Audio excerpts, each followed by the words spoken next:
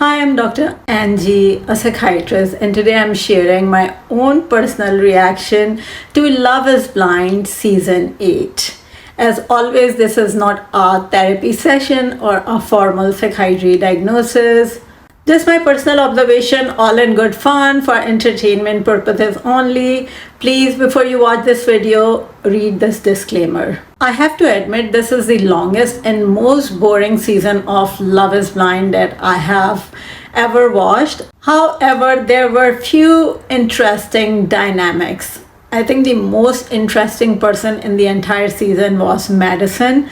So the dynamic between Madison, Mason, Meg, and Alex, it was a triangle, two triangles, and a big square. I want to focus on them. First, Madison. It's clear that she has a lot of unhealed trauma from her past, especially her childhood. She even told Alex that she has an avoidant attachment style. In her dynamic with Alex, she was putting a lot of her emotional baggage onto Alex. I call it emotional dumping, and that was little too much for this early stage in talking or dating. It would scare most people off, and maybe unconsciously she was trying to scare him off, and she may be just pushing him away by doing this. So what is avoidant attachment? It is when someone is hyper independent and is uncomfortable with intimacy and pushes their partner away. Sometimes this all happen on an unconscious level just to prevent getting hurt. When Madison shared her avoidant attachment style with Alex, he didn't take it very well.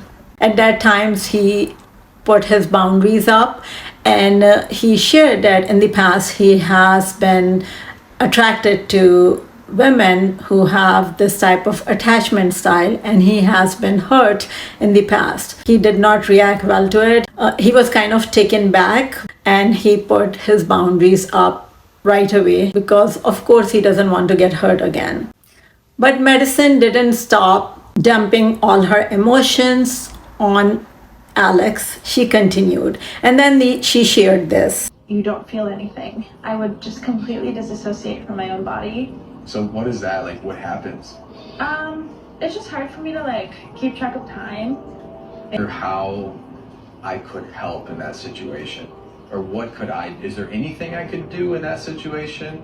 There's nothing really that anyone can honestly do. Association is also a defense mechanism, and it happens to protect us from a very traumatic event. Alex showed emotional maturity in hitting pause on the relationship and pursuing Madison when she dumped all these heavy emotional stuff on him. He chose himself instead of pursuing her. Obviously I liked him, but I saw his true colors at the end. Well, I feel for him. I wish him the best. Makes fun of us. Just kidding. You see how she Let's is? be nice. Look, he's telling her that he feels bad for the guy. What did Mason say in here? He told me he was committed to me, and then he took it back after he broke up with him.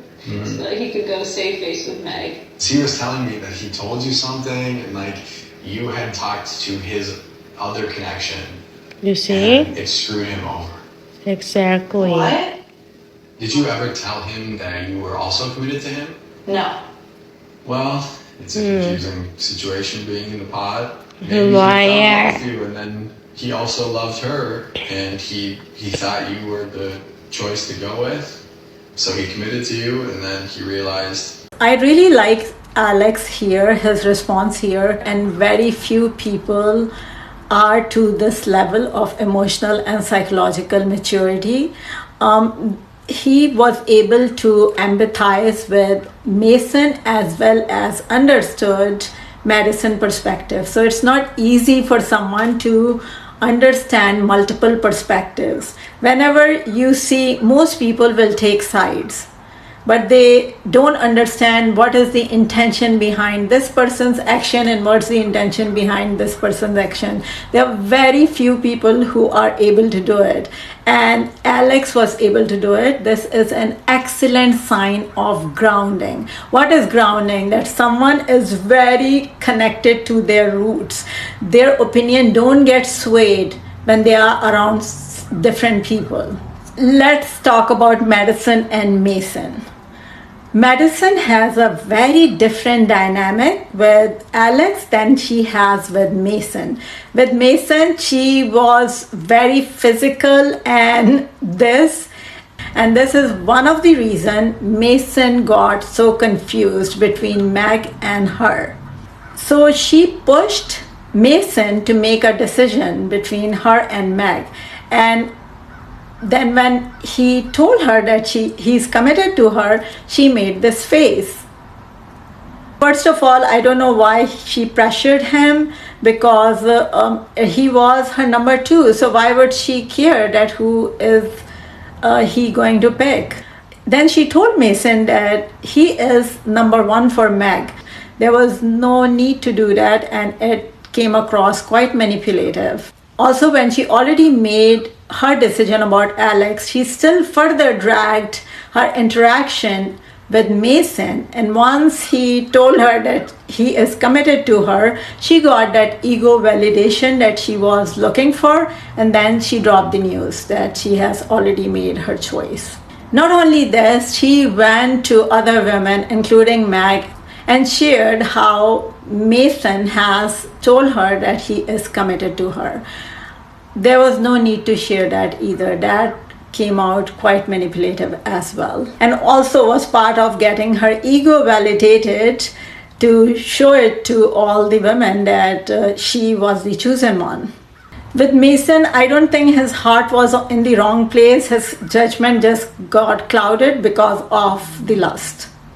Even though we could all see that him and Meg are a better match.